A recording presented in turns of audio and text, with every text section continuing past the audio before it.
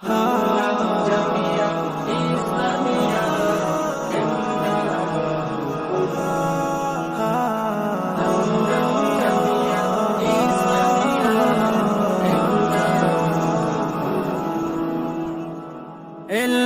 ওহি আহরণে আমরা নব বিপথি, আধারে ডোবা এই ধরণীতে কোরআনের আলোয় জ্বালাই প্রদীপ। ইলমে ওহি আহরণে আমরা নব বিপথি, আধারে ডোবা এই ধরণীতে কোরআনের আলোয় জ্বালাই প্রদীপ।